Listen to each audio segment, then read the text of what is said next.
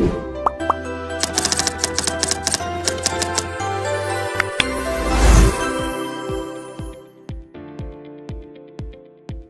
ini bernama AI Recommendation Impact. Jadi dataset ini menganalisis dampak algoritma, jadi merekomendasikan AI dan personalisasi konten di berbagai platform media sosial, jadi terhadap perilaku dan psikologi pengguna. Jadi sumber dataset ini bersumber dari simulasi atau penelitian akademik tentang perilaku penggunaan media sosial. Untuk jumlah baris dan kolom, jadi memiliki baris 50.000 data atau pengguna dan memiliki 11 variabel atau 11 kolom.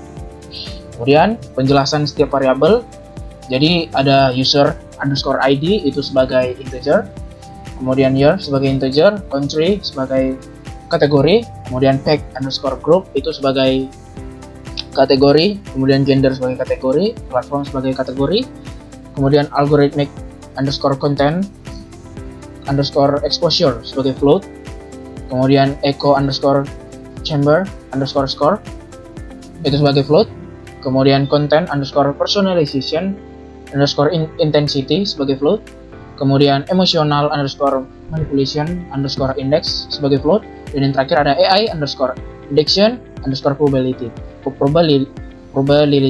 sebagai float.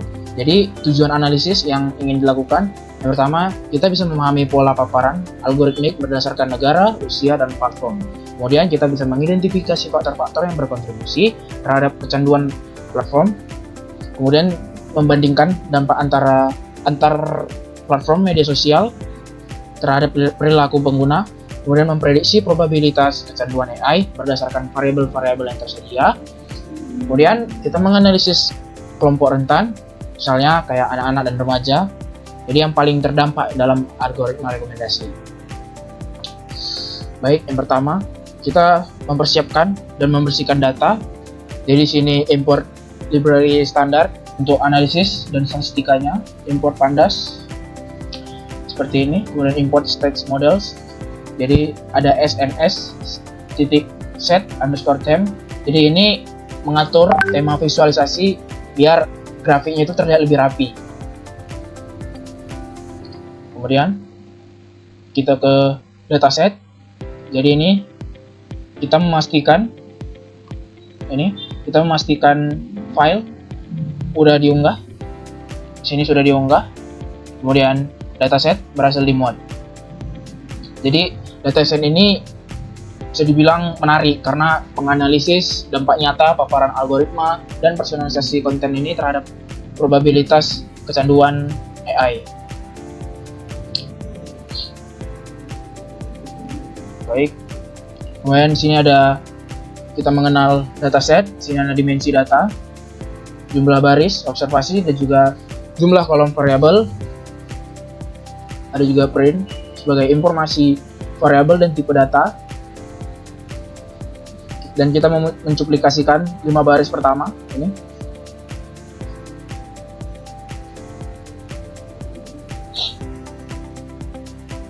Baik. Di sini kita masuk ke mempersiapkan dan membersihkan datanya. Kemudian ada print pengecekan missing values. Kemudian di numeric underscore false. Nah di sini menangani missing values. Jadi median untuk numeric. Jadi karena lebih tahan daripada distribusi yang miring. Dan modus untuk kategorikal. Ini ada for call in numeric underscore full. Kemudian ini output mendeteksi outlier. Kemudian kita memahami karakteristik data. Sini kita bisa memahami menggunakan print perhitungan varian dan range rentang. Menggunakan cool not in user underscore ID. Jadi kita menghitung varian dan range-nya. Kemudian kita menghitung variabel echo chamber score. Kemudian kita ada variabel content personalization intensity. Kemudian ada emotional manipulation index. Dan terakhir ada AI addiction probability. Nah, sini kita memvisualisasikan data. Jadi yang PLT subplot yang 131 ini mendistribusikan peluang kecanduan AI atau histogramnya. Lalu yang kedua, PLT subplot 132 ini persebaran outlier atau box plot ya. Kemudian yang ketiga ada PLT subplot yang SNS plot. Di sini bar chart untuk platform kategorikalnya ada PLT tag layer. Seperti ini outputnya. Lalu kita memahami distribusi dan probabilitas.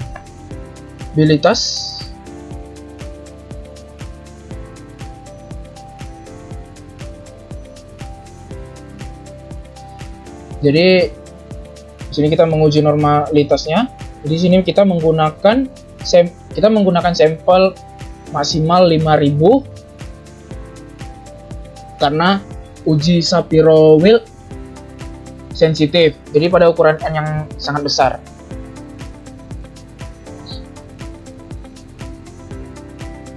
Di sini variabel AI addiction probability dengan skewness 0,013.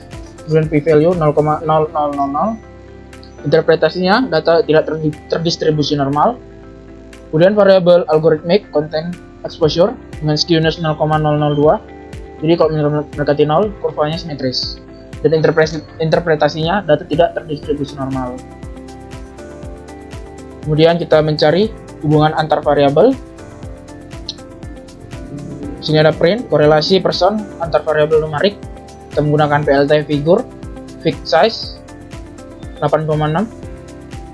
Jadi korelasi person antar variabel numeriknya.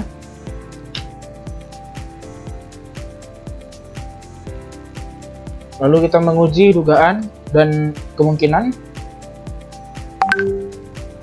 Sini ada kalau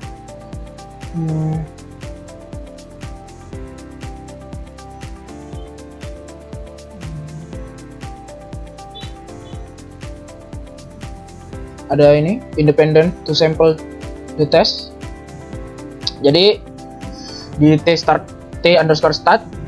ini tuh melakukan t-test. Jadi kalau misalkan Welch the test, jadi jika varian itu dianggap nggak sama. Jadi independent to sample t-test, the statistic minus 0,7111 dengan p-value 0,4770. Jadi keputusan statistiknya gagal tolak. Kemudian interpretasinya tidak ada perbedaan yang cukup kuat untuk menyatakan bahwa gender pria dan wanita memiliki probabilitas kecanduan AI yang berbeda. Kemudian yang terakhir ada regresi dan prediksi. Di sini kita menjadikan AI addiction